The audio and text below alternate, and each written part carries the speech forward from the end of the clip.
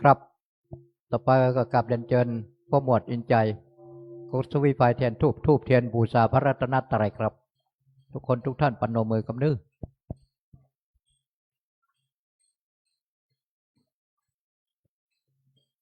ครับพ่อหมวดอินใจชมพูศรีกดสวิไฟทุกท่านปนมือครับ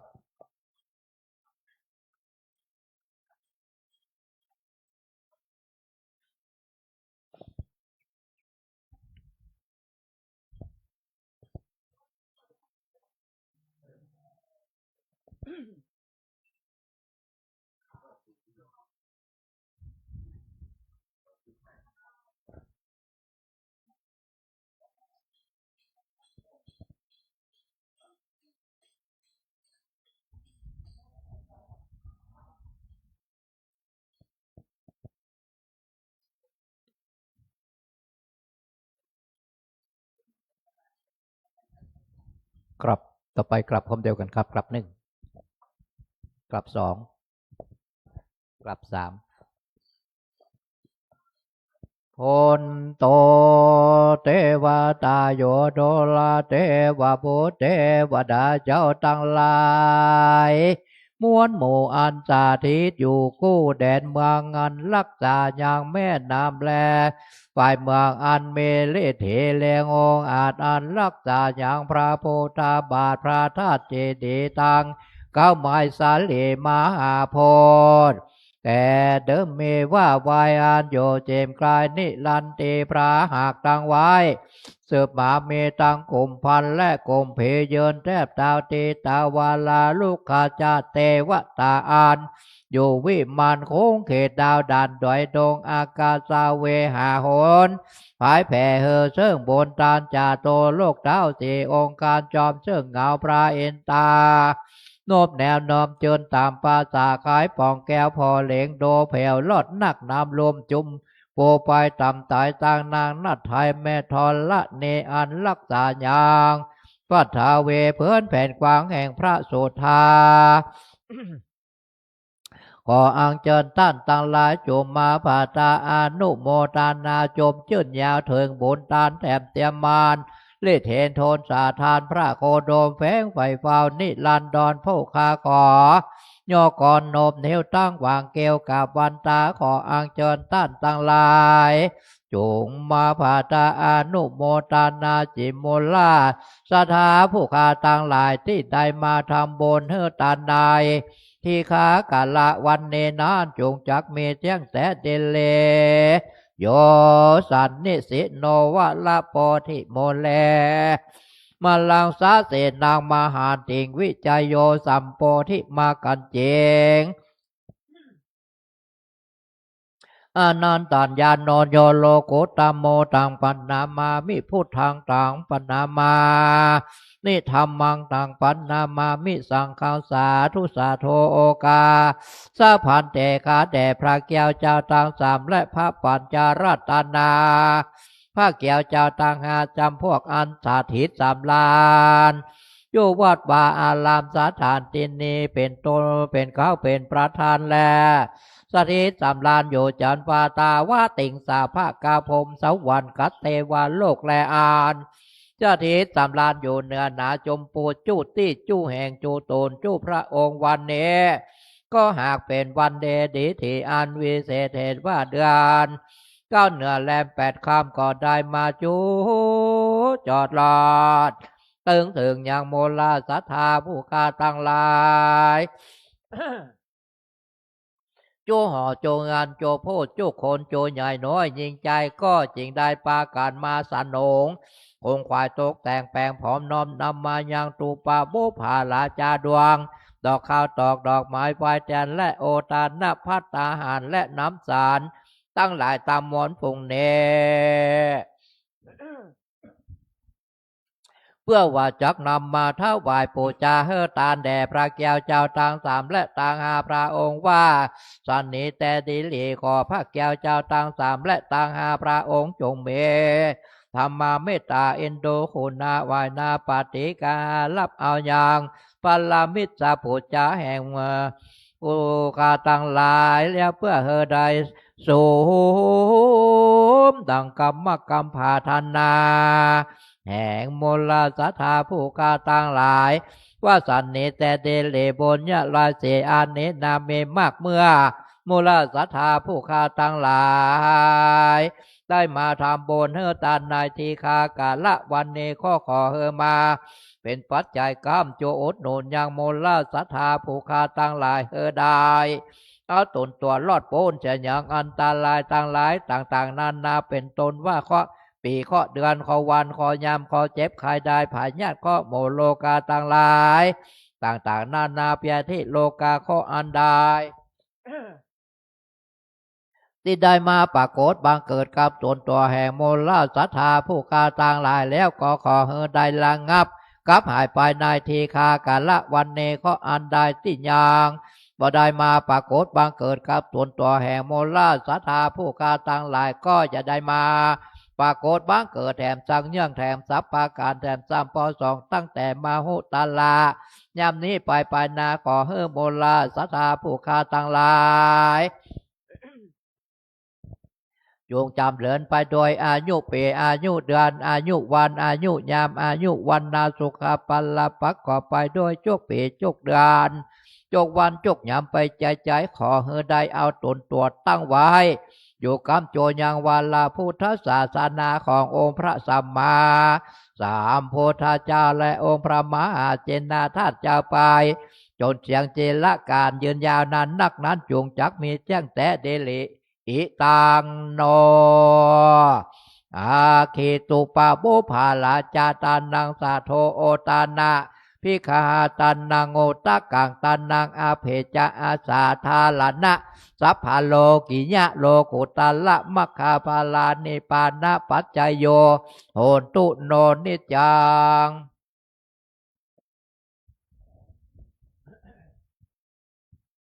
อิมินาสกาเลนะตังโพธังอภิปูชยามาอิมินาสกาเลนะตังธรรมังอภิปูชยามาอิมินาสกาเลนะอรหังสัมมาสัมพุทโธภควาโพธังภควันตังอภิวาเทมิสวากขาโตภควตาธัมโมธัมมังนามัสสามิสุปฏิปันโนภควโตกสังโฆสังฆังนะมามิหันธรรมยังพุทธัสสะภควโตบุพภาคณามะกะลังกะโลมะเส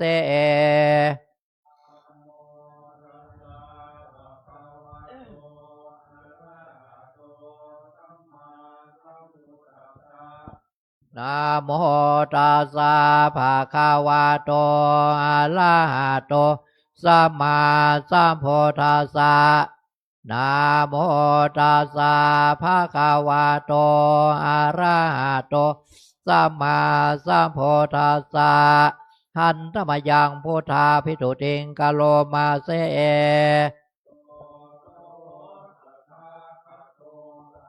หังสัมมาสัมพุทโธเวชาจารณะสัมปันโนสุขโตโลกวิโตอนุตตโลปุริสธรรมสาลาธิสัตเทวมโนสานังโพโธภควาโยเอมหังโลกังสะเทวกังหรกังสะพรามกังสัสมานาพรามเนงปะชังสะเทวมนุษย์สยังอภิญญาสัสิกตวะปะเวเทเสโยธรรมังเทเสเสียยานางมัจเชกัลยานางปาลิโยชานากัลยานางสาถังสัพพยัญสนางเกวลปาลิปนางสุทางพระมจาริยังปากาเสเสอามหังภควันตังมหังภควันตังศิลาสานามามิหันธรรมยังธรรมาภิทุติงกะโลมาเส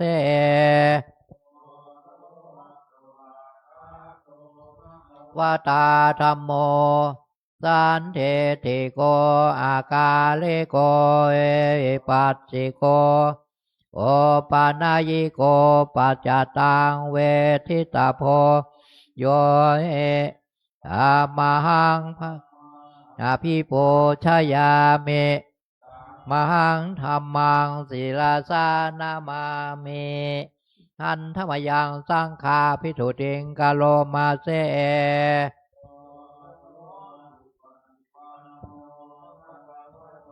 สาวกสังโฆโอสุปฏิปันโนภะคะวะโตสาวกสังโฆ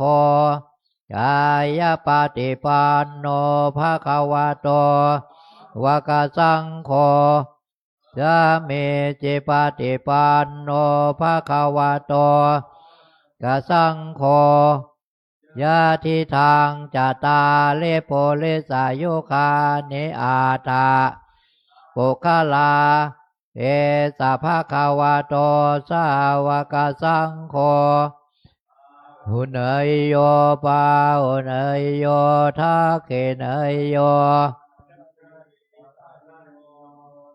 อานุตตลังปุญญเขตังโลกัสสะธรรมหังสังฆัง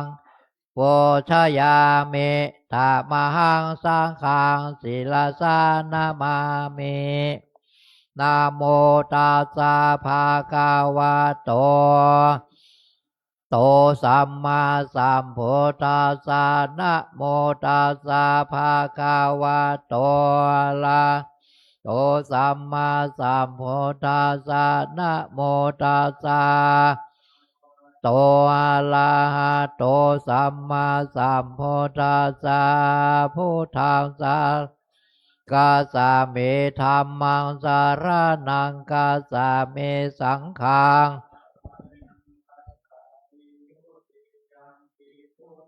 สารานังกาสาเมโตเตยามเปธัมมังสารนังกาสามิ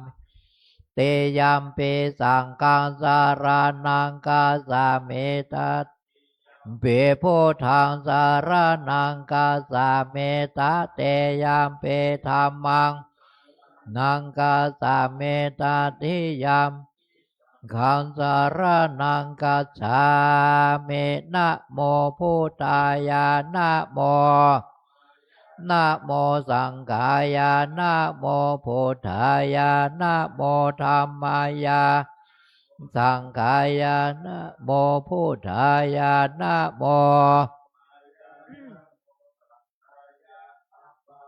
โนพุทโธปะมะโนธัมโมปะมะโนสังโฆปะโนพุทโธปะมะโนธัมโมปะมะโนสังโฆโนพุทโธปะมะโนธัมโมปะมะโนสังโฆนาโถธัมโมเมนาโถสังโฆเมนาโถกัมมาทานังทางกรรมฐานะตายากาจาลิโยเมนาโถธัมโมเมนาโถสังโฆเมนาโถกรรมฐานาทางกรรมฐานะตายากาจาลิโยเมนาโสสังโฆเมนาโถกรรมฐานังเมนาทางกรรมฐานะยากาจาลิโยเมนาโถพันเตพุทธาโนสาเทกรรมฐานังเมพุทธาโนสาเทกรรมฐานังถ้าเมพันเตหัมพันเตโนสาเทกรรมฐานังยะจาเมพุทธาโนสาเทกรรมเทธรรมเมพันเตหัมพันเตโนสาเทกรรมฐานังยะจาเมพุทธาโนสาเททานังเทธาเมพันเตหัมพันเต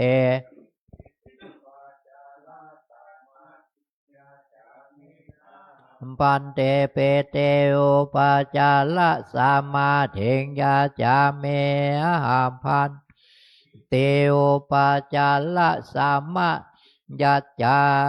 เมเอเตเปโสภะคะวา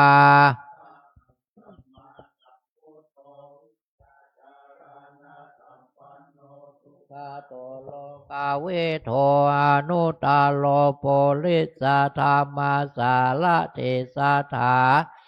มนุสานังพุทโธภะคะวะเตคาโตภะคะวะตาธัมโมสันเทธิโกกาลิโก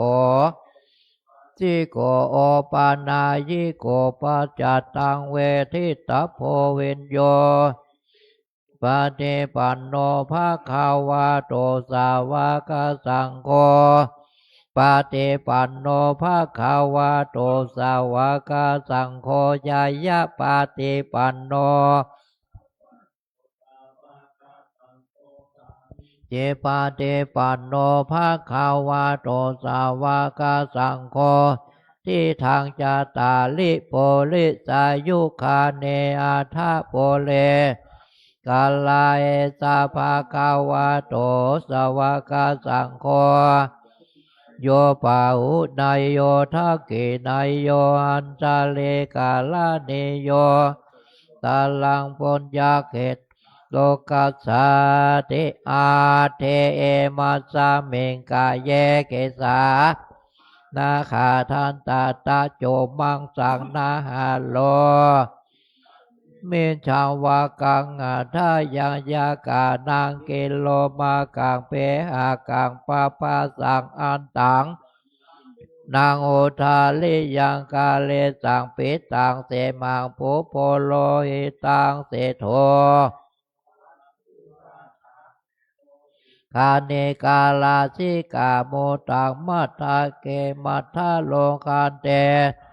ตินสากาลังอายังอัตตาภาโวอานิจจังทุกขังอนัตตาอาสุเจจิมังกัมมาฐานังปุณณภาโวเตจิลังวัตตายังกายโยเทเสสะเตสุโทเปตะเวนญาโนนิลาตังวากาเลงกาลังสิทาโตโปธาโตเตโสธาโตวายโยธาโตขันโตเวทนาขันโตสัญญาขันโตสังกาลาสตาภาเอตาสังขารานิจจาโทกาอนัตตาวิปาเลนามะธรรมาวัฏสังขาราอุปาทาวายธรรมเมโนอุปสิตวาจันเตเตสังโวปัสสะโมสุโขนามะโลปังตานิปานานามาโลปังทุกขังพายาเทนาสุขังวาตานิปานังโลปังอนัตตาอาสาลากาเทนาสาลังวาตา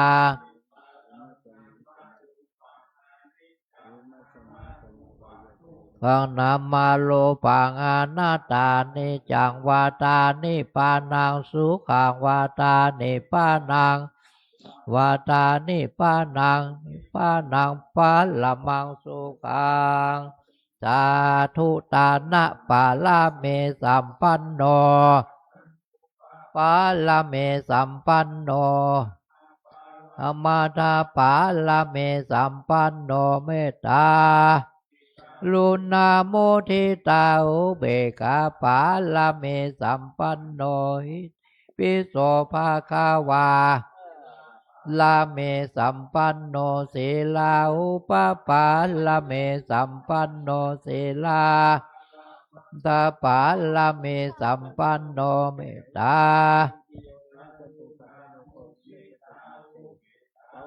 ลาเมสัมปันโนอิติปิโสภาคาวา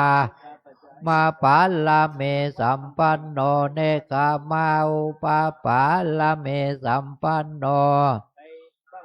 ลามาตาปาลาเมสัมปันโนเมตตา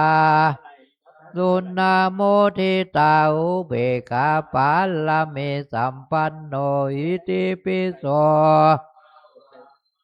ปาลาเมสัมปันโนปัญญาอุปปาลาเมสัมปันโนปัญญาปาลามาตาเมสัมปันโนเมตตา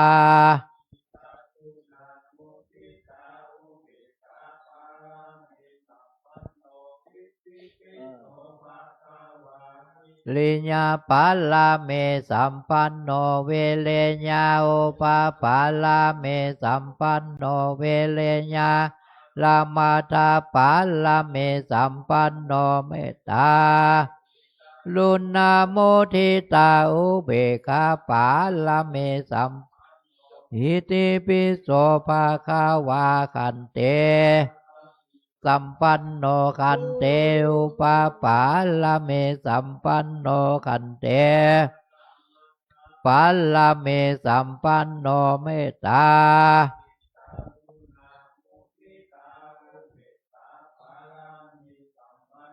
อิติปิโสภะคะวาสัจจะปัลลเมสัมปันโนสัจจะลาเมสัมปันโนสัจจะปัลลมัตถปัลลเมสัมปันโนเตกาโลนาโมทิตาอุเบกขาปัลลเม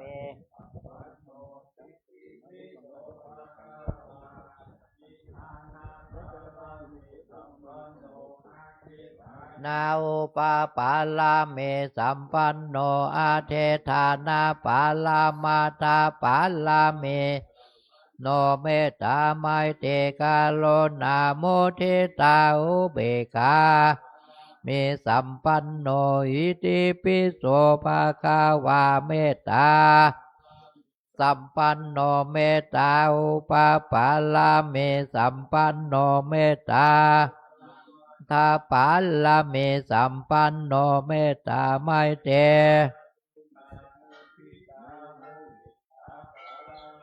สัมปันโนอิติปิโสภะคะวาอุเบกขา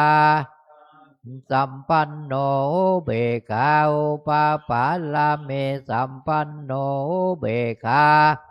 มัทธปัลลเมสัมปันโนเมตตาลุนนาโมทิตาอุเบกขาปัลลเมสัมอิติปิโสภะคะวาทัสสะปัลลเมสัมปัน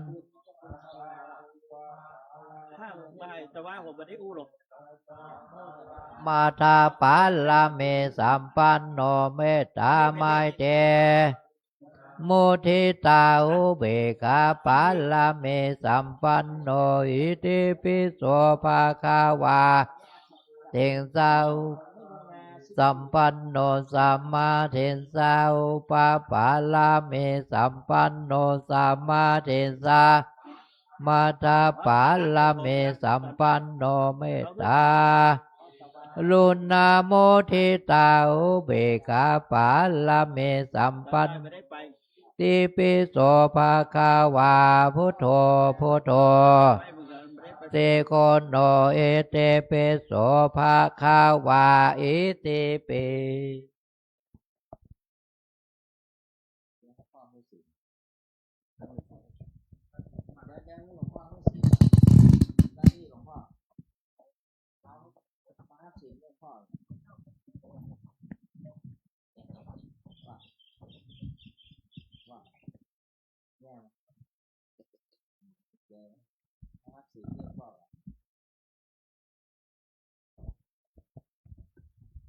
ทุกคนท่านนับปนมมือ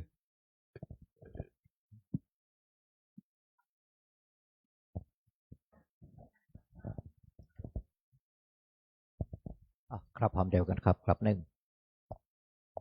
ครับสองครับสาม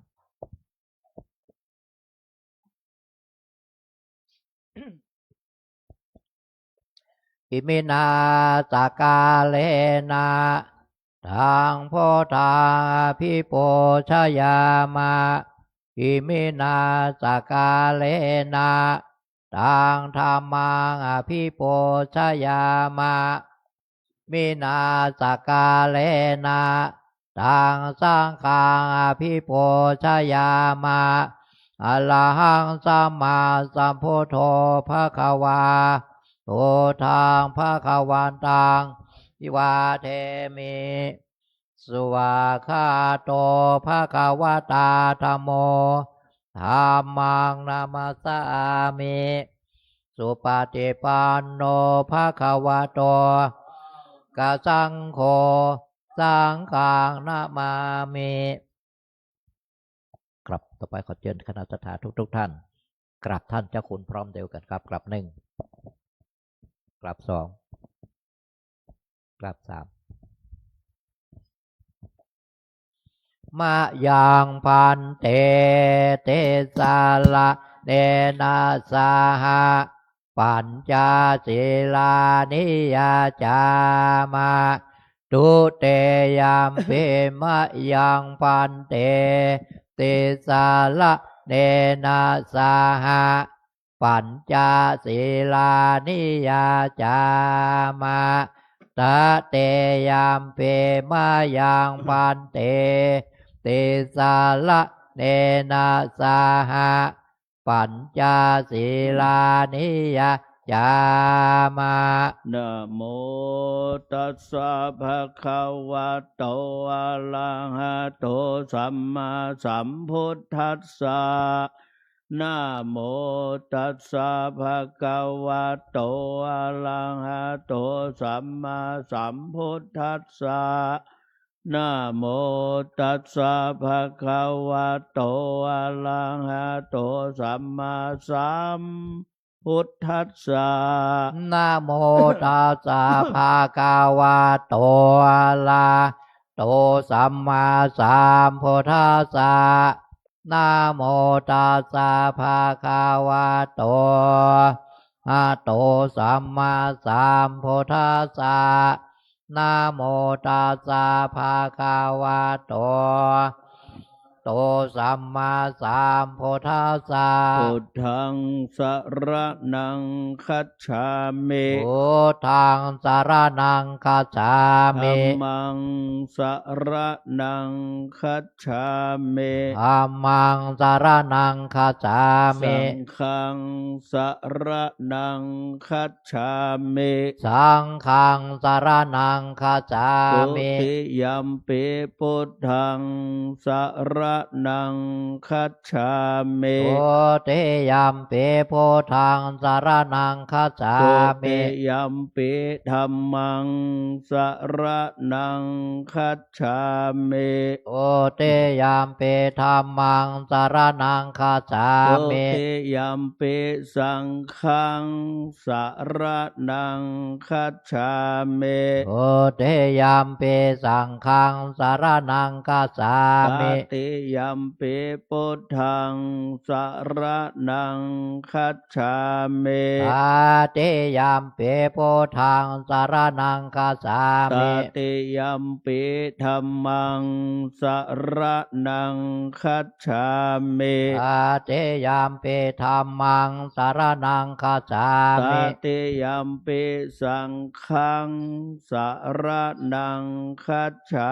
มิ ตติยัมปิสังฆังสรณังคัจฉามิ ปานาติปาตาเวระมณีเสขาปะตังสมาธิยามิ ปานาติปาตาเวรมณีสิกขาปะทังสมาธิยามิ อตินนาตานาเวระมณีเสขาปะตังสมาธิยามิ อาตินนาตานาเวรมณีสิกขาปะทังสมาธิยามิ กาเมสุมิจฉาจาราเวระมณีเสขาปะตังสมาธิยามิ กาเมสุเมสาจาลาเวรมณีสิกขาปะทังสมาธิยามิ มุสาวาตาเวระมณีเสขาปะตังสมาธิยามิ มุสาวาตาเวรมณีขาปะทังสมาธิยาโส มิ ระเมรยามัชฌาปมาตาฐานะเวระมณีเสขาปะตังสมาธิยามิ โสลาเมลายามาชาปามาตาฐานาเวรมณีสิกขาปะทังสมาธิยา เอ มิ มาเนปัญจสิกขาปตาเน เสเลนะสุขติงยันติ สาธุ เสเลนะโภคะสัมปตา สาธุ เสเลนะนิพพุติงยันติ สาธุ ตัสมาสีลังวิโส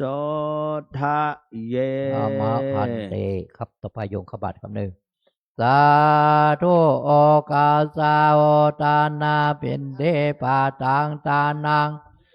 นาปัจจายโยโหตุโนเนจังสาธุโอกาสาเป็นเดปาตังตานังนิปานาปัจจายโยตุโนเนจังสาธุโอกาสาเป็นเดปาตังตานางนิปานาปัจจายโยตุโนนิจัง สำหรับเจ้าวันนี้ขออาราธนาเจ้าคุณอมราเวทีประเรียนธรรม8 ประโยค ผู้ช่วยเจ้าวาดพระลำหลวงจะได้แสดงพระธรรมเทศนาศรัทธาญาติโยมทั้งหลายได้สดับรับฟัง และก็จะได้รับข้อมูลเกี่ยวกับการที่พระวิปัสสนาจารย์ได้เข้ามาอบรมว่ามีจำนวนเท่าใดและก็จะได้เฮาทั้งหลายจะได้มีส่วนร่วมจะได้ถ้ามีเวลาแล้วก็ถ้าเจ้าคุณก็จะได้ชี้แจงในวันนี้ตัวเอง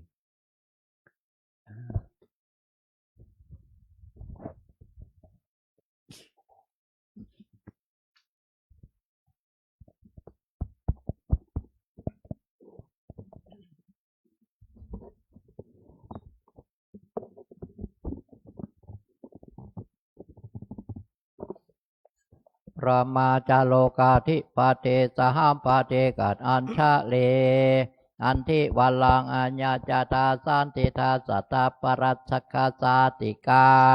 เทเสตุธรรมังอนุกัมปิมังปะชังขอน้อมกราบสักการะอภิวาทวันธนาการพระบรมทักขิณโมลีธาตุอรหันตสัมมาสัมพุทธเจ้าพระองค์นั้นขอกราบถวายสักการะเคารพยังสรีระรูปเหมือนพระเดชพระคุณหลวงปู่พระพรหมมงคลหลวงปู่ทองสิริมังคลมหาเถระอดีตเจ้าวาดวัดพระธาตุศรีจอมทองวรวิหารอดีตที่ปรึกษาเจ้าคณะภาค7เคารพอย่างสูงยิ่งพระมหาเถรานุเถระมีพระเดชพระคุณหลวงพ่อพระสุวรรณเมธีเจ้าวาดวัดพระธาตุศรีจอมทองรองเจ้าคณะจังหวัดเชียงใหม่อาจารย์พระมหาวิทูลภูริเมธีเรียนธรรม9 ประโยคเป็นต้นลำดับจากนี้จากแสดงพระธรรมเทศนาในวันธรรมสวนะสืบไป นะโมตัสสะภะคะวะโตอะระหะโตสัมมาสัมพุทธัสสะนะโมตัสสะภะคะวะโตอะระหะโตสัมมาสัมพุทธัสสะนะโมตัสสะภะคะวะโตอะระหะโตสัมมาสัมพุทธัสสะปูชาจะปูชนียานังเอตัมมังคาลมุตตมันติวรธรรมีกถาณโอกาสบัดนี้จะรับสัพทานแสดงพระธรรมเทศนาในบูชากถากถาว่าด้วยการบูชาผู้ที่ควรบูชาเนื่องในวันธรรมสวนะแรม8 ค่ำเดือน7ใต้เก้าเหนือในวันนี้ซึ่งในวันนี้ก็ว่าไปแล้วก็เป็นวันอัฐมีบูชาคือวันถวายพระเพลิงพระพุทธสรีระในครั้งพุทธกาลนั้นหลังจากเรียกว่าวันวิสาขบูชาล่วงแล้ว เพราะนั้นวันนี้ต้องเป็นวันอัฐมีบูชานั้นจะใช้เวลาในการแสดงพระธรรมเทศนาในภาคเช้าในวันนี้พอสมควรแก่เวลา ขอกราบรัตนามือลงญาติโยมนั่งตามสบาย นั้นวันนี้ก็เป็นวันธรรมสวนะในวันหนึ่ง หลังจากประเพณีส่งน้ำพระบรมธาตุเจ้าในวันเก้าเพ็ญที่ผ่านมานั้นซึ่งเราท่านทั้งหลายทราบกันอยู่แล้วว่าปกตินั้นวิสาขบูชาอันเป็นวันตรัสรู้ประสูติตรัสรู้ปรินิพพานของพระสัมมาสัมพุทธเจ้าตรงกับ8 เพ็ญหรือว่าเดือน 6หรือว่าเดือน8เหนือแต่ปีนี้อาทิกมาศเดือน8 2เตื้อ12 หนเลยวนมาเป็น9 เพ็ญปีหนึ่งนั้นในวันนี้เป็นวันแฮม8 ค่ำเดือน7ใต้9เหนือเฮานี้จึงเป็นวันอัฐมีบูชาญาติโยมสาธุชนท่านทั้งหลายนับแต่ปีที่พระพุทธเจ้าปรินิพพานแล้วบัดนี้ล่วงแล้ว 2,569 ปี 2,569 พรรษามานี่เพราะฉะนั้นแม้เมื่อการเวลาจะผ่านไปเป็นพันปีล่วงแล้วศาสนธรรมคำสอนของพระพุทธเจ้าก็ยังประดิษฐานอยู่ในโลกนี้เพราะฉะนั้นสิ่งที่สำคัญที่สุดพระพุทธพระธรรมพระสงฆ์จะดำรงอยู่ได้หรือไม่ก็อยู่ที่เนื้อหาสาระแก่นสาร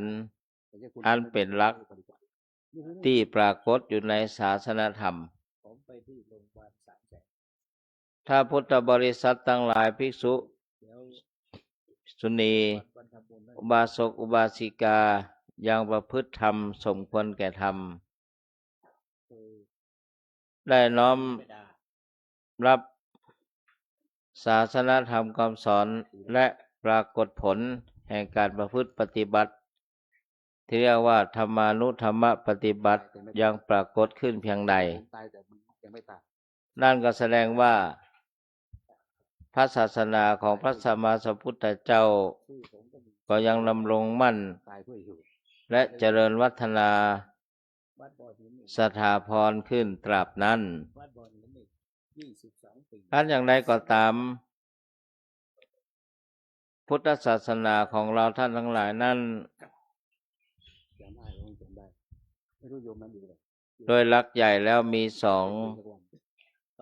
นิกายใหญ่ๆเรียกว่ามหายานนี่มหายานหรือว่ายานใหญ่เปรียบเสมือนพาหนะที่ขนสรรพสัตว์เข้าไปสู่พระนิพพานได้มากเช่นเกาหลีญี่ปุ่นในอย่างต่างๆเหล่านี้เวียดนามเป็นพุทธศาสนาแบบมหายานหรืออุตรนิกายฝ่ายเหนือแผ่ไปอย่างนั้นแต่ว่าในศรีลังกาประเทศไทยพม่าเขมรลาวหมู่นี้เรียกว่าเขาเรียกว่าหินยานคือยานพาหนะที่เล็กน้อยเพราะว่าเป็นฝ่ายอนุรักษ์นิยมก็คือยึดถือตามหลักพระไตรปิฎกและพุทธวจนะตามที่พระพุทธเจ้าได้ทรงบัญญัติไว้ให้คงไว้ทุกประการนี่หรือว่าทักษิณนิกายฝ่ายใต้ไม่เคยมีมือเปล่าออกจากวัดมันอย่างไรก็ตามศรัทธาญาติโยมสาธุชนเราท่านทั้งหลายได้มาประพฤติปฏิบัติธรรม ณวัดพระธาตุฉลีจอมทองของเฮานี่ซึ่งช่วงนี้เป็นฤดูกาลก่อนเข้าพรรษาแล้วก็จะมีการอบรมพระวิปัสสนาจารย์ในปีนี้ก็45 วันเหมือนที่ทุกปีที่ผ่านมานั้นก็ได้ทราบจำนวนว่าประมาณก็คือ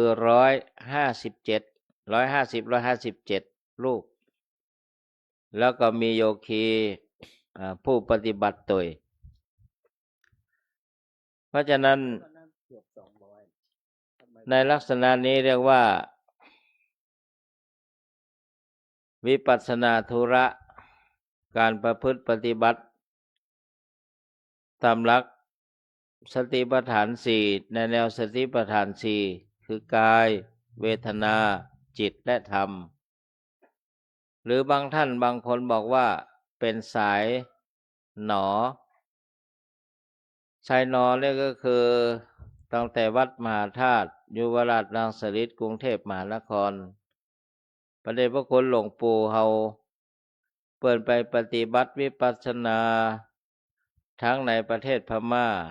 และวัดมหาธาตุกับหลวงปู่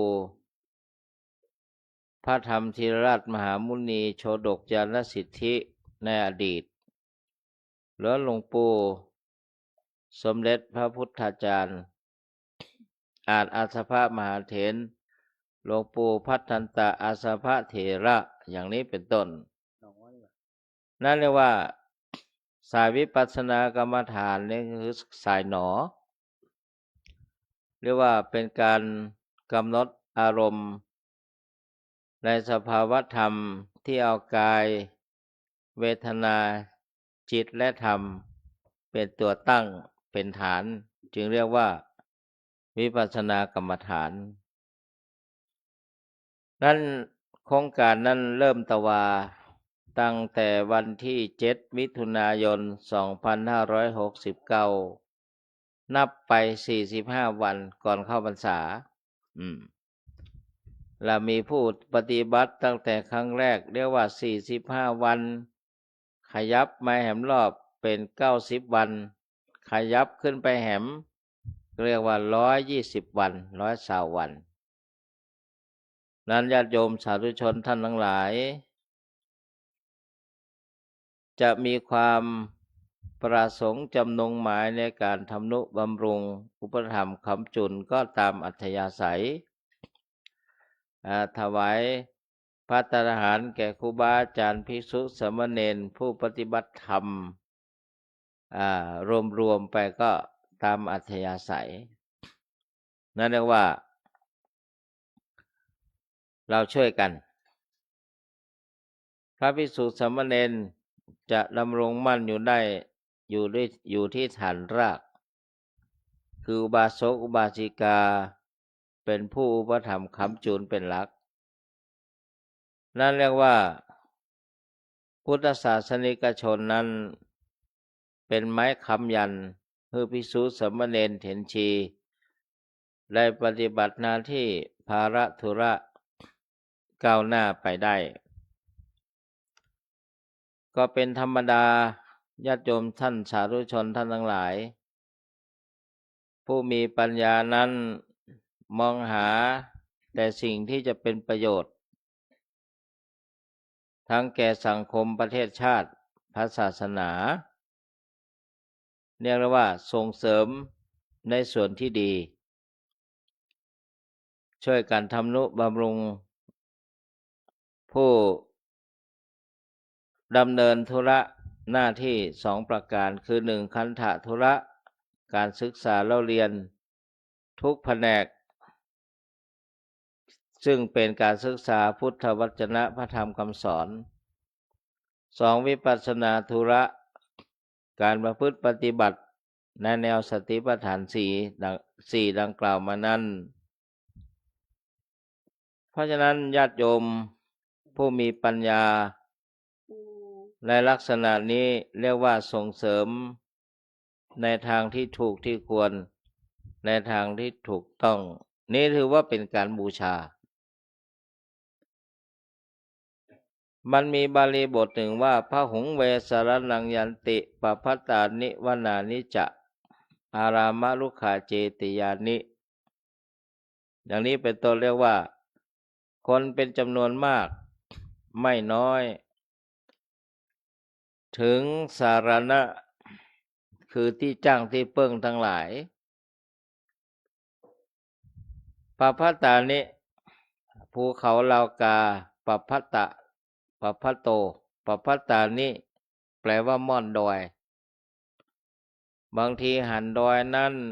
เป็นดอยได้ยินว่าเป็นดอยศักดิ์สิทธิ์เขาศักดิ์สิทธิ์ก็ยกมือไหว้มือสาไปเป็นธรรมดาของคนที่หาสรณะ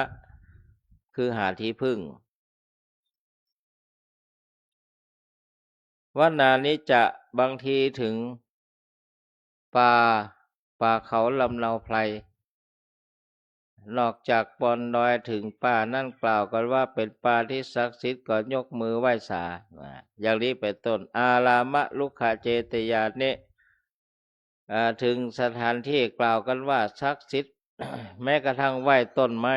ถือต้นไม้จอมปลวกเป็นเจดีย์ก็มี มันไหว้ไปเลย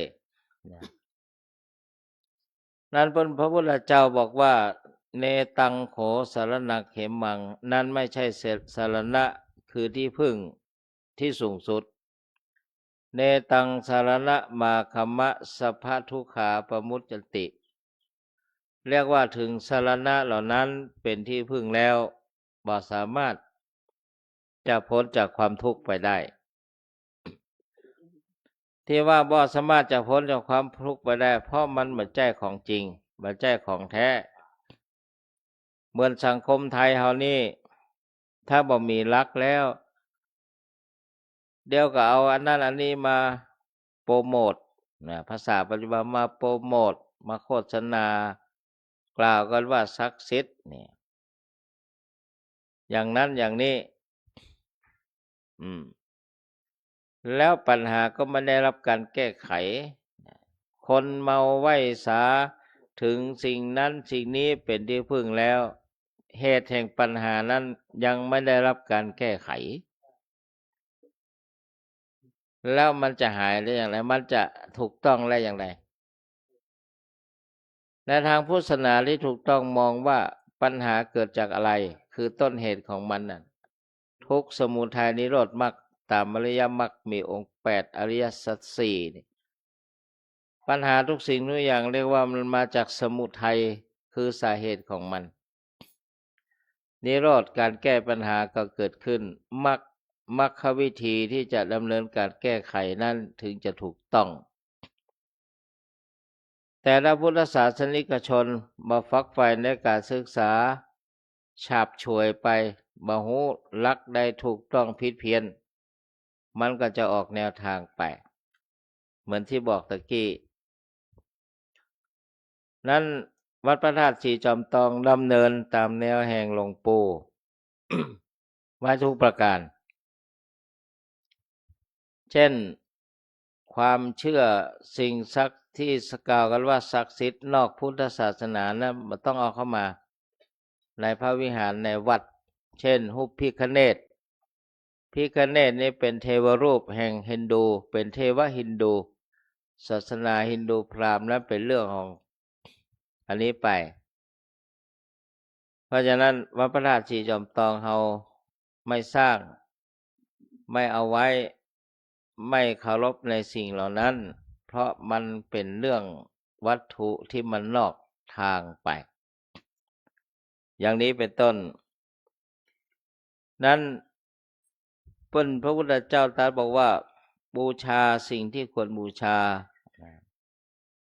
อย่างพระบรมทักขิณโมลีธาตุพระบรมธาตุเจ้าจอมทองเฮานี้แม้พระพุทธเจ้าจะปรินิพพานไปแล้ว 2,569 พรรษาลงมานี้แต่ว่าพระบรมสารีริกธาตุคือตัวแทนแห่งพระสัมมาสัมพุทธเจ้าเหมือนกันนั้นเทวดาและมนุษย์ทั้งหลายที่มาสักการะมาเคารพมาน้อมนอบบูชานั้นได้ชื่อว่าบูชาสิ่งที่ควรบูชา ราะอย่างถึงพระบรมธาตุเจ้าเหล่านั้นเป็นพระบรมธาตุเป็นสารณะแล้วด้วยอานิสงส์ผลบุญกุศลจริยานั้น หากว่าญาติโยมเฮาท่านทั้งหลายล่วงลับดับขันธ์ไปแล้ว จิตไฟอย่างนั้นแล้วในช่วงอาสันจิตอาสันกรรมหรือว่าช่วงวาระสุดท้ายมันปรากฏในมโนทวารในจิตใจของเขานั้นเมื่อจิตมีปิติความอิ่มใจระลึกในสิ่งที่ดีงามเหล่านั้นก็ไปสุคติมีโลกสวรรค์เป็นต้นนะญาติโยมท่านทั้งหลายอย่างนี้เป็นต้นนั่นเรียกว่าบูชาสิ่งที่ควรบูชาคือพระพุทธพระธรรมพระสงฆ์แล้วก็ความมุ่งหมายอันเป็นสาระที่อยู่ในพระพุทธพระธรรมและพระสงฆ์อันนั้นเพราะนั้นถ้าหากว่าถึง พระพุทธพระธรรมพระสงฆ์เป็นสรณะอย่างนั้นแล้วชื่อว่าได้ถึงสรณะที่พึ่งอันสูงสุดแล้วว่าสรณะอันนั้น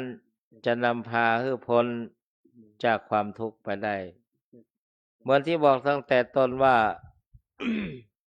ประชาชนคนทั้งหลายได้ประกอบสัมมาอาชีพทำมาหากินในการดำเนินชีวิตเรียกว่าทำหน้าที่ของตัวเก่าทรัพย์ต่างๆนั้นก็จะมาเพราะอาชีพเพราะการงานเพราะเหตุอย่างนั้นนี่เรียกว่าถูกต้องทางหลักพุทธศาสนาและหลักวิทยาศาสตร์แต่ถ้าหากว่าบ่ทำมาหากินเป็นคนเกียจคร้านบ่ประกอบอาชีพในวัยตอนต้นในตอนกลางคนแล้วบ่มีอย่างแล้วคนเหล่านั้น เมื่อบ่มีทรัพย์ต่างๆนั้นย่อมเป็นทุกขตะคนยากคนจนคนลำบากด้วยเหตุใดก็ตามทีหรือว่าบ่มีศิลปศาสตร์ในการดำรงชีวิตในการทำมาหากินก็ดีก็เพราะเหตุมันเป็นเช่นนั้นเขาจะไปมัวอ้อนวอนไหว้สาที่กล่าวกันว่าสิ่งศักดิ์สิทธิ์อ้อนวอนไปเรื่อยอ้อนวอนภูเขาเหล่ากาเจ้าตี้ก็ดีเจ้าตี้ก็ช่วยมาได้นะถ้าเฮาบ่ลงมือทำเพราะอย่างมันก็ต่างคนต่างอยู่เหมือนกันละบางทีนะนั้นเทวดาเจ้าตี้ภูมิเทวดาถ้าเฮาบ่ลงมือทำเลยมันก็เหนื่อยช่วยเฮาไม่ได้นะญาติโยมสาธุชนเนี่ยเรียกว่าเราหูเหตุแล้วบูชาในสิ่งที่ควรบูชาอย่างนั้นเข้าใจทั้งสมมุติและเนื้อหาสาระแล้วก็จะเป็นประโยชน์นะก็จะเป็นประโยชน์เพราะโดยธรรมชาติของคนเฮานี้ชอบง่ายๆคือบ่ต้องลงทุนนักเรียกว่าลงทุนน้อยแต่อยากได้กำไรมากมันก็ผิดหลักไปก็คืออ้อนวอน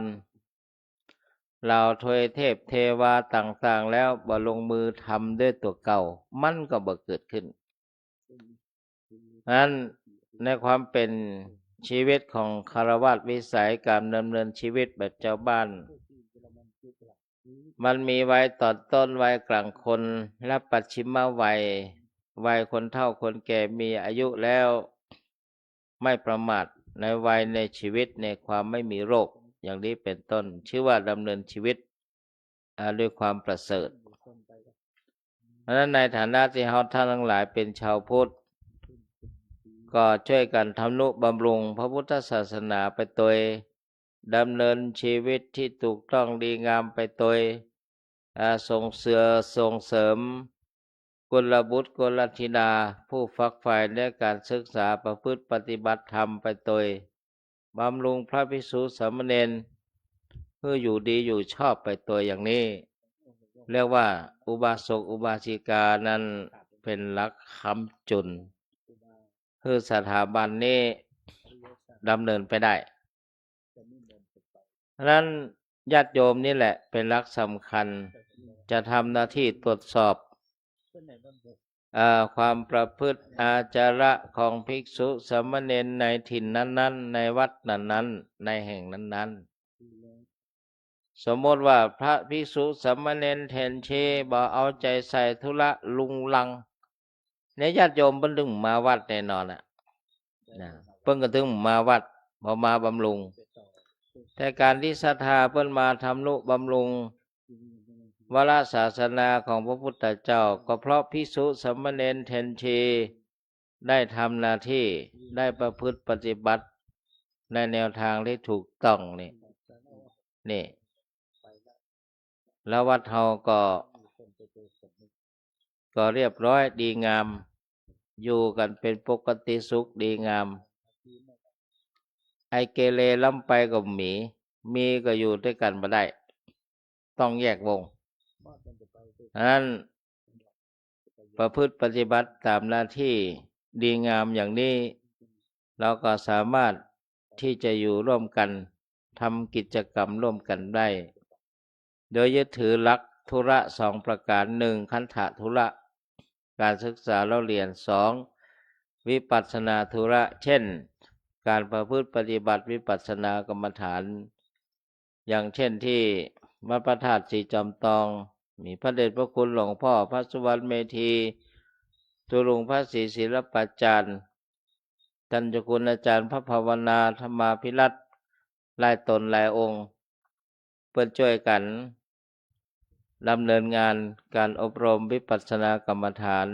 45วันนี้คือปรากฏขึ้นในระหว่างวันที่7คือตะวาเริ่มตั้งแต่ตะวาวันนี้วันที่8แล้วอย่างที่บอกตั้งแต่ต้นนี้นั้นดูเวลาแล้วพอสมควรแก่เวลาดังบาลีที่ยกขึ้นเบื้องต้นว่าปูชาจะปูชนียานังเอตัมมังคลมุตตมังเรียกว่าการบูชาสิ่งหรือบุคคลที่ควรบูชาคือพระพุทธพระธรรมพระสงฆ์พระบรมทักขิณมูลีธาตุส่งเสริมบุคคลหรือสิ่งที่ควรส่งเสริมยกย่องบุคคลหรือสิ่งที่ควรยกย่องและนอกจากนั้นคนที่ควรข่มหรือบุคคลหรือสิ่งที่ควรข่มไว้เป็นธรรมดาเพิ่นบ่ปล่อยหรอกตามหลักพระพุทธศาสนาพระพุทธเจ้าเพิ่นบ่ปล่อยไอ้ที่ควรยกย่องก็ยกย่องไปไอ้ที่ควรข่มก็ข่มไปบ่ใจยกย่องไปหากูสิ่งกูอย่างกูผู้กูคนทั้งทำดีทำบ่ดีบ่ใจมันผิดหลักว่านิคันเหนิคันหาระหังข่มคนที่ควรข่มปักคันเหปักหาระหังยกย่องคนหรือสิ่งที่ควรยกย่องนี่เรียกว่าพระพุทธศาสนาหรือองค์กรนั้นก็จะก้าวหน้าเจริญวัฒนาสืบไปนั้นคนเรานี่ต้องจำแนกเราต้องจำแนกแยกแยะคือถูกต้องตามหลักอย่างนี้แล้วว่าบูชาสิ่งที่ควรบูชาและข้อนี้เป็นอุดมมงคลเป็นมงคลสำหรับชีวิตเรียกว่ามีหลักยึดตามหลัก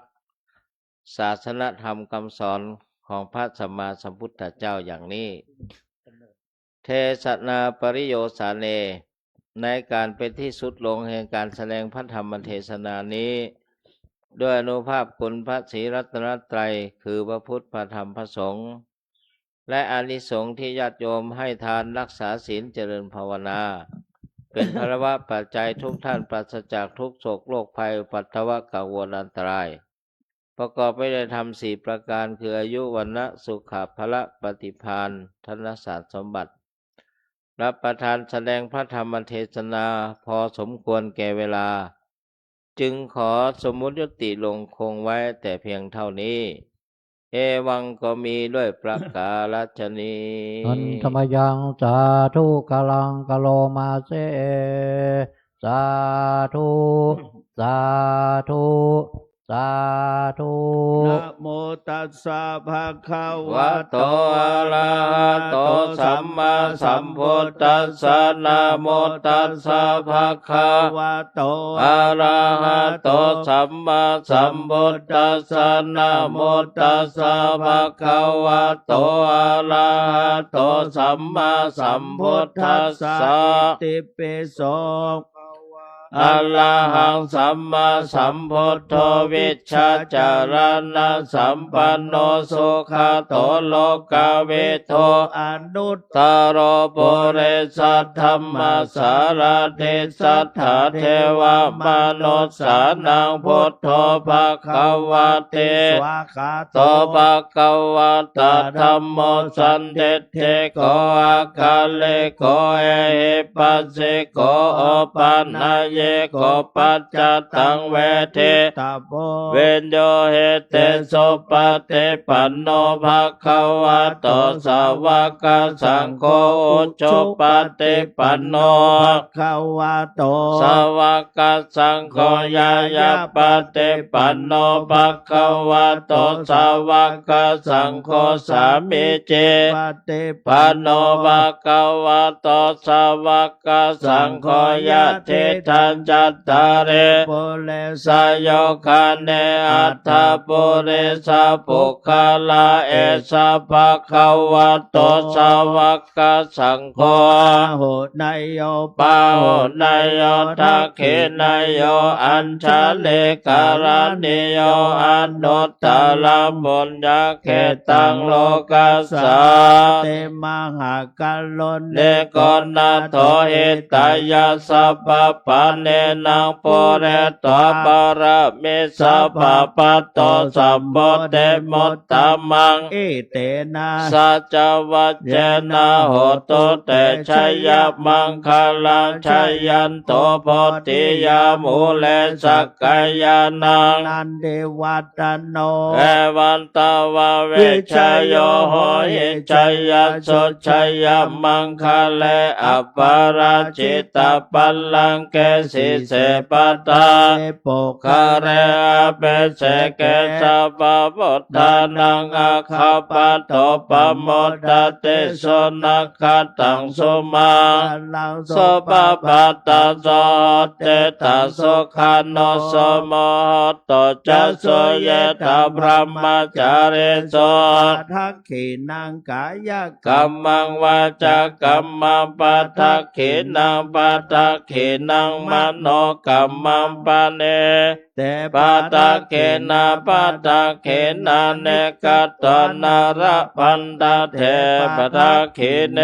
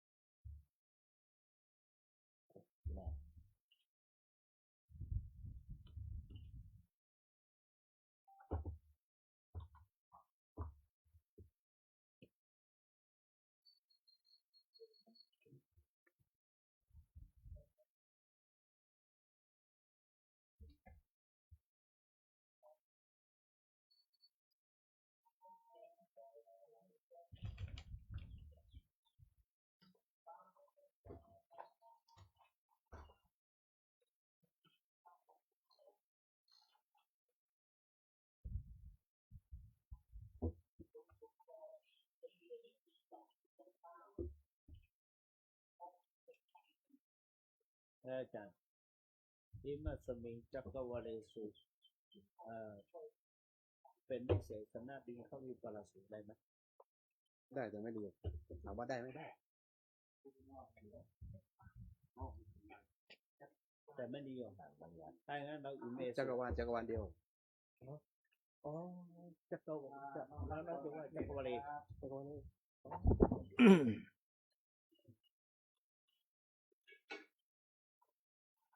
ยะถาวาลิวหาปุราปาริปุเรนติสาคาลังเอวเมวะโตทินังเพตานังอุปกัปปติ อิชิตังปฏิตังตุหังคิปะเมวะสมิจจตุสัพเพปุเรนตุสังกปาจันโทปนะละโสยถามณิโชติละโสยถาโสยติธรรมโมจายังนิทัสสิโตเปตนะปุจจาจักตาลาลาภัลัญจะภิกขุนามนุปปัฏฐินังตุมิหิปุญญังปัสสุตังอนัปปกันติสัพพิติโยวิวัชชันตุสัพพะโลกโกวินาศตุมาเตภวัตวันตรายโยสุขีทีกายุโกภวะอภิวาทนาสีลิสานิจังวุธาปจายโนจัตตารโอธรรมาวัฏันติอายุวันโนสุขังภัลั สาง ธุสาธุสาธุครับคณะสัตยาทั้งหลายช่วยกันยกขันเข้าแล้วก็บาทมาถวายท่านพระคุณเจ้าครับ ก็จะเข้าว่าไปถึงแบบว่าเขาจะว่าด้วยอาจารย์บอกว่าวันนี้จักรวาลมีจักรวาลเดียวมีแล้วก็มีจักรวาล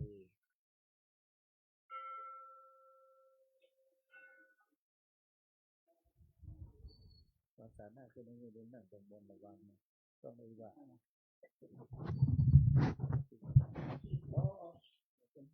ว่าดี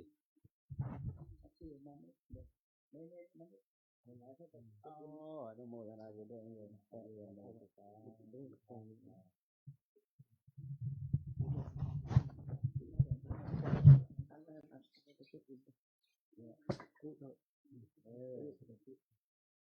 อ๋ออนุโมทนาบุญด้วยเรื่องเราภาษา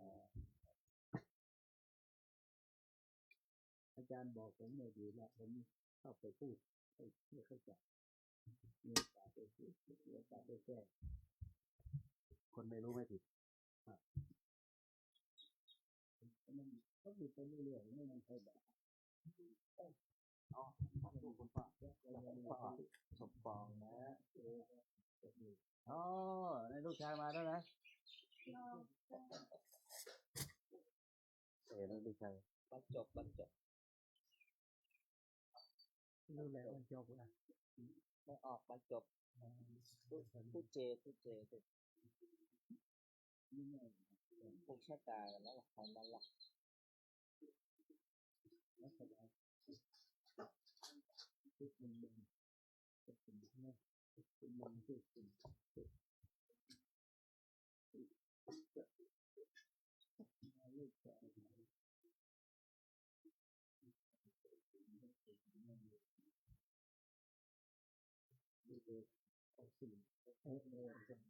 ไม่ใช่เนี่ยตัวละไม่ใช่ลูกอื่นคนต้องประมาณนี้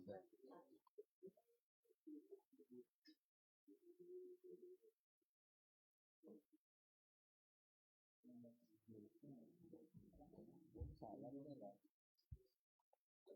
ใส่กันเทศแล้วเนี่ยมันถวายอาจารย์วิทูลแล้ว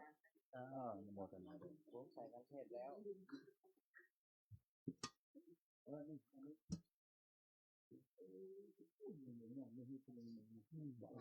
คนสะดวกที่ดีเขาอยาก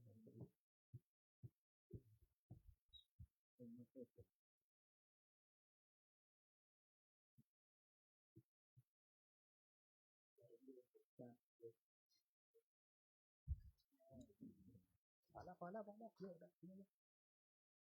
ไปเยอะก็เน่าเสียก่อน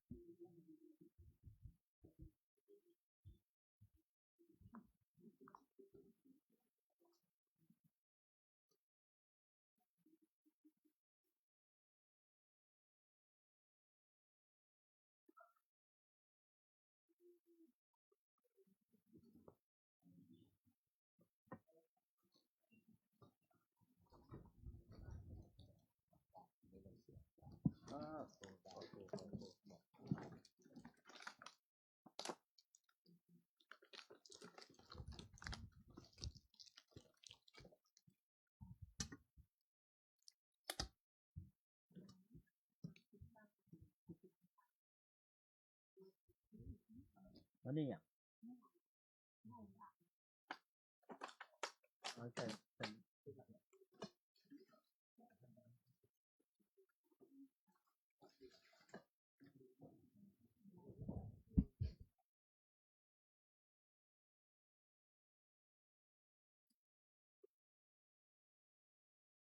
แจกกันไหม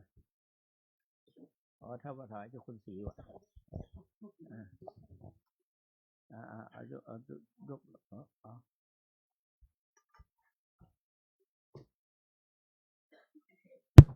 อ ครับพร้อมแล้วก็กำถวายคำนื้อ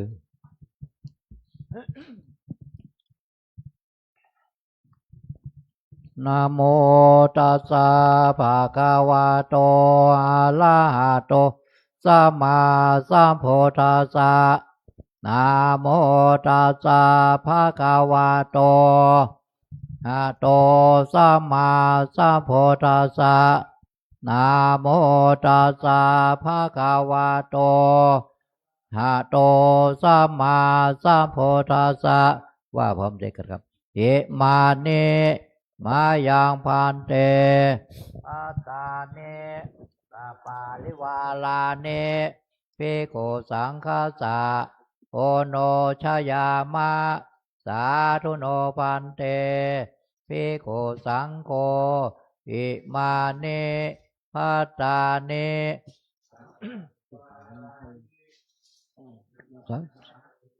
อามากังเอคาลาตังหิตายะสุขายะข้าแต่พระสงฆ์ผู้เจริญข้าพระเจ้าทั้งหลายขอน้อมถวายภัตตาหารพร้อมทั้งบริวารทั้งหลายเหล่านี้แก่พระภิกษุสงฆ์ขอพระภิกษุสงฆ์จงรับภัตตาหารพร้อมทั้งบริวารทั้งหลายเหล่านี้ของข้าพระเจ้าทั้งหลายเพื่อประโยชน์และความสุขความเจริญแก่ข้าพระเจ้าทั้งหลายตลอดกาลนานเทินสาธุนิมนต์ท่านเจ้าคุณยักเคปันเตสังโฆปฏิชานตุขอพระสงฆ์ทั้งปวงจงรับทราบบัดนี้ได้มีทายกทายิกาผู้มีจิตศรัทธาน้อมนำมาถวายซึ่งภัตตาหารมาเป็นสังฆทานแด่พระภิกษุสงฆ์ในวาดนี้อันว่าสังฆทานนี้สมเด็จพระพุทธองค์ทรงมีพระบรมพุทธานุญาตให้แจกการตามบรรดาที่มาถึงฉะนั้นพระสงฆ์ทั้งปวงจะเห็นสมควรหรือไม่เห็นสมควรหากเห็นว่าไม่เป็นการสมควรแล้วไซก็ขอจงโปรดทักท้วงขึ้นในท่ามกลางระหว่างสงฆ์อย่าได้เกรงใจหากเห็นว่าเป็นการสมควรแล้วขอจงเป็นผู้นิ่งอยู่บัดนี้พระสงฆ์ทั้งปวงนิ่งอยู่ข้าพเจ้ารู้ได้ว่าเป็นการและสมควรแล้วจะขอสมมุติตนเป็นผู้แจกของสงฆ์ต่อไปณกาลบัดนี้นะโมตัสสะภะคะวะโตอะระหะโตสัมมาสัมพุทธัสสะนะโมตัสสะภะคะวะโตอะระหะโตสัมมาสัมพุทธัสสะนะโมตัสสะภะคะวะโตอะระหะโตสัมมาสัมพุทธัสสะอายังปัทมภาโคมหาเถรสะปาปุณาติส่วนที่หนึ่งย่อมถึงแก่มหาเถระผู้อยู่เหนือข้าพเจ้าอวเสสาภาคาอมหากังปาปุนันติส่วนที่เหลือย่อมถึงแก่ข้าพเจ้าทั้งหลายคือเถระมัชชิมะตลอดจนนวกะรูปสุดท้ายตลอดจนบรรดาสมณเณรทั้งหลายคฤหัสถ์ญาติโยมบาศกอุบาสิกาแม่ชีโยคีผู้ประพฤติวัดปฏิบัติธรรมทั้งหลายตลอดถึงดิรัจฉานทั้งหลายเตยถาสุขังปริพุนชันตุขอให้ท่านทั้งหลายเหล่านั้นจงบริโภคทำความสุขสบายเถิดสาธุสังเขนารุจติสังเขนารุจติสังเขนารุจติต่อไปก็ขอนิมนต์ท่านเจ้าคุณพระศรีศิลปาจารย์ที่ปรึกษาเจ้าคณะภาค7ประธานผู้อำนวยการโครงการอบรมพระวิปัสสนาจารย์จะได้พบปะกับศรัทธาญาติโยมขออาราธนาถวายความเคารพพระเดชพระคุณท่านเจ้าคุณพระสุวรรณเมธีเจ้าคณะรองเจ้าคณะจังหวัดวัดพระราศีจอมทองท่านมหาเถระทุกรูปท่านอาจารย์ท่านอาจารย์มหาวิทูลท่านเจ้าคุณอมรเวทีและพระเถระ ามเณรทุกรูป แล้วก็พระภิกษุสามเณรทุกรูปแล้วแม่ชีขอเจริญพรแม่ชีพร้อมกับคณะศรัทธาทุกท่านอาตมาก็ขอมาแจ้งข่าวประชาสัมพันธ์เรื่องในวัดนี้ ในวัดส่วนด้านวิปัสสนาตอนนี้เราอบรมพระวิปัสสนาจารย์รุ่นที่16นี่รุ่นที่16เริ่มเปิดโครงการตะวาโดยหลวงพ่อทำเสนาบดีท่านได้มาเปิดให้นะตะวาในเวลา9 โมงระหว่างภาคเช้าแล้วก็ตะวาตอนเย็นก็ได้มีการขึ้นกรรมฐานในเวลาประมาณตั้งแต่หัวค่ำทุ่มหนึ่งนะเป็นต้นไปได้ขึ้นกรรมฐานเสร็จเรียบร้อยแล้วอาตมาก็อยากจะบอกบุญญาติโยมเขาทั้งหลายถ้าใครมีเวลาว่างก็เข้ามาใส่บาตรพระสงฆ์ที่ปฏิบัติ70ถึงหมด174รูปนี้จะรับบิณฑบาตและฉันพระทหารมื้อเดียวในเวลาประมาณ9 โมงครึ่งนะของญาติโยมเขาถ้าใครสะดวกใครสบายใครอยากจะเป็นเจ้าภาพอาหารอย่างก็ติดต่อได้นะแล้วก็แล้วก็มารับเป็นหรือว่าจะทำอาหารจากบ้านจากอย่างมาก็มาร่วมได้เป็นหม้อแกงหม้อนึ่งก็ให้พระเพิ่นได้ถวายนะถวายพระแล้วเพิ่นก็ได้ตักใส่บาตรนะใส่บาตรไปนะอันนี้อันมาก็ขอแจ้งญาติโยมถ้าหากว่าใครมีความพร้อมใครมีความสะดวกสบายก็มาเวลา9 โมงที่ภัตตศาลาเทพสิทธาจารย์ก็คือหน้าที่หอจตุรมุขพระเดชพระคุณหลวงปู่นะหลังอาคารพระสัทธรรมพระสงฆ์จะขึ้นมารับบาตรตรงนั้นแล้วก็อยากจะเชิญชวนญาติโยมตัววันนี้ถ้าใครมีเวลาว่างก็ไปด้วยกันเลยว่าไปก็เกือบประตันแล้วผมเพราะว่าอาตมาจะได้ไปทอดพระป่าป่าเวณีลอยพระพุทธบาทผาลาดที่บ้านห้วยหินดำวันนี้เป็นวันที่จะต้องไปทำเมื่อพระเดชพระคุณหลวงปู่ที่หลวงปู่ได้สร้างจตุรมุขไว้ขอบลอยพระพุทธบาทพร้อมกันนั้นเมื่อปีที่ผ่านมาเนี่ยน้ำมันท่วมน้ำก็ขึ้นท่วมเสนาสนะหลายอย่างกุฏิบางหลังเหลือก็หลังคาห้องน้ำก็หายไปหมดนะแล้วก็อาตมาก็ได้ปรับปรุงแล้วก็ได้ซ่อมแซมแล้วก็ได้เนี่ยจะทอดพระป่าในการที่จะไปสมทบทุนหาเงินเพื่อที่จะซ่อมแซมนะคือได้แล้วก็ใครจะไปก็ไปได้ในเวลาประมาณเริ่มตั้งแต่9 โมงนี้จนถึงประมาณบ่ายโมงก็ได้จะเรียบร้อยทั้งในการนี้เขาจะได้มีการทำทักษิณานุปทานให้กับพระเดชพระคุณหลวงปู่ตัวนะอันนี้ก็ขอแจ้งคือกับญาติโยมนะวันนี้มีเรื่องอยู่2 เรื่องแล้วก็อาตมาก็ขออนุญาตลาพระสงฆ์ทั้งหลายลาพระธาตุเจ้าลาศรัทธาที่จะเดินทางไปพอดีพรุ่งนี้อาตมาจะไปวัดที่เยอรมันครั้งหนึ่งเพราะไปที่วันนั้นแล้วมันทำธุระประเสร็จจะต้องรีบไปทำเพราะเรื่องมันเป็นเรื่องสำคัญคือเรื่องภาษีเราก็ลืมไปว่าลืมจริงๆว่าแต่ละบ้านแต่ละเมืองมันต้องมีภาษีหมด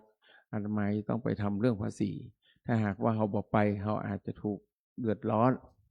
อาตมาก็เลยว่าในฐานะอาตมาเป็นเจ้าวาดก็ต้องไปดูว่ามันถูกต้องหรือไม่ว่าถูกต้องหรือไม่นะแล้วก็อย่างกับส่วนมันก็ประจวบเหมาะกันว่าแม้แต่เรามีที่ดินอย่างกระจ้างตั้งหลังเนี่ยของเทศบาลเนี่ยตะวันก่อนนี้เพิ่นมาเก็บอาตมาได้จ่ายละส่วนของวิปัสสนาแล้วก็บางส่วนก็คือคณะกรรมการช่วยดูแลด้วยเนอะของวัดเนอะช่วยดูแลโดยว่ากระเดียวมันจะเลยไปหรือว่าอย่างไรอาตมาก็จ่ายไปร่วม 20,000 กว่าบาทคนก่อนนะภาษีหลายๆจุดอาตมาได้จ่ายให้ไปก่อนละทั้งหลายๆคนที่ว่าเพิ่นได้ถวายให้กับวัดไว้ด้วยนะอาตมาขอแจ้งให้ทราบว่าภาระตรงตั้งหลังนั้นไม่ต้องห่วงละถ้าเขาเพิ่นจะมีการปรับมีการอย่างนะเพราะว่าได้ทำมือหมดแล้วนะได้ตั้งหลังนะแล้วก็ขอแจ้งแล้วก็ขอว่าญาติโยมท่านใด ถ้ามีความประสงค์อยากจะไปใส่บาตรก็ไปได้เนอะทุกวันเลย45 วันเริ่มตั้งแต่ตะวันมาเป็นวันที่1นะแล้วก็ขอประชาสัมพันธ์แล้วก็ขอแจ้งให้ที่นี่ทราบได้ทั่วกันขอเจริญพร เวลาตั้งแต่ตรงนั้นที่ขอนแก่นสถาน ที่ไหน ที่หอฉันที่ว่า ที่หอฉันเวลา9 โมงเช้า9 โมงเกิงอย่าช้าเพราะว่าพระฉันมื้อเดียวก็โดยประมาณ9 โมงครึ่งก็ขึ้นไปละรับบาตรนะ ขอเจริญพร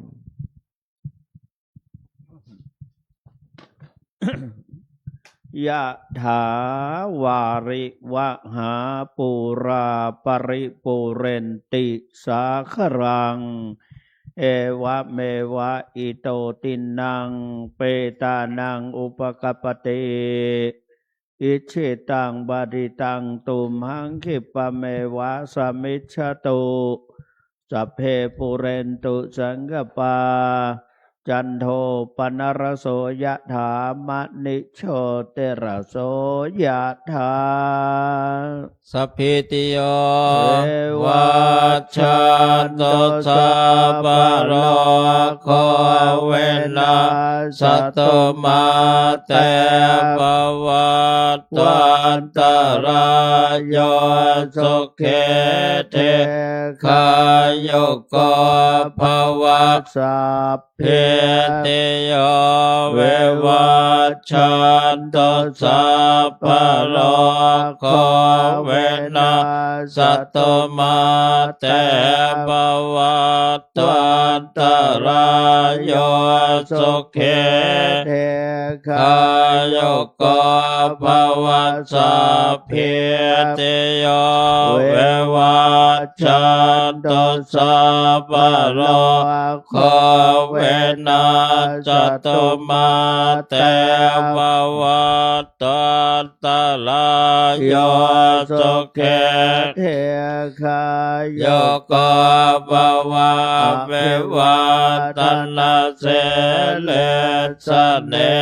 จังวัฏปัจจายโนจัตตารธรรมาวัฏันติอายุวันโนสุขังภาลังรัตนาตยานโนภาเวนรัตนาตยเตจัสสะโตกะโลกปยาเวราโสกัสสะโตจุปัฏฐวะอเนกาอันตรายาเปเวนัสสะโตเสสัตโตจยเสติทานังลาภังโสดขยังสุขังพลังเสเรอายุจวันโนจะบอกาวเทจยสวะสตวัสสะจะอายุจะเชวะเสเทภวันตุเตภวันตุสัพพมังคลังลักขันตุสัพพเทวตาสัพพธรรมานุภาเวนัสตาโสเทภวันตุเตภวันตุสัพพมังคลังลักขันตุสัพพเทวตาสัพพสังฆานุภาเวนัสตาโสเทภวันตุเต สาธุสาธุสาธุครับต่อไปขอเชิญทุกท่านนั่งสมาธิเจริญภาวนาแผ่เมตตากุศลผู้บุญตานต่อไปครับ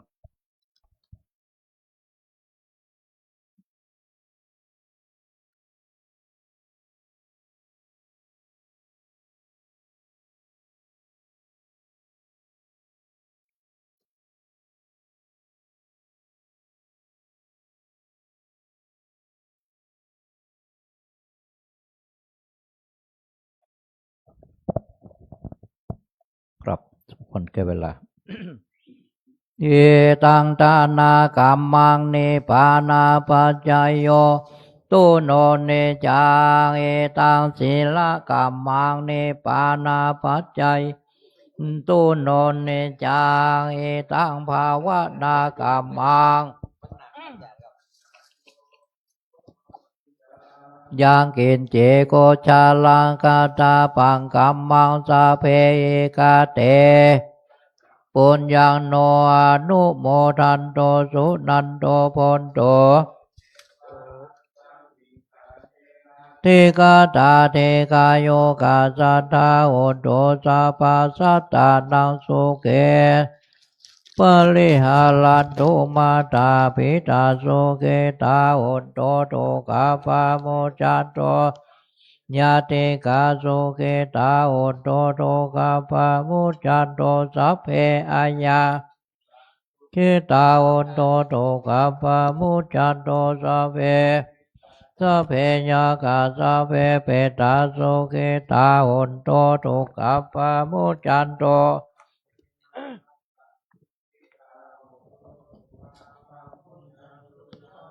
เทวาโสเกตาโอโตโตกัปปะมุจจันโตสัพเพจาริโยปัจจายาโหนโตโตกัปปะมุจจันโตสัมปะเตนันสเมจันโตโววันตาเมพุทธาสัพพะเมโตสังฆามาตาเมวันเตธัมมังสัพพะเมโตสังฆามาตาเมวันเตวันตาเมสังฆังมิโกโลปัจจาจาริเยสัพพะเมโตสัง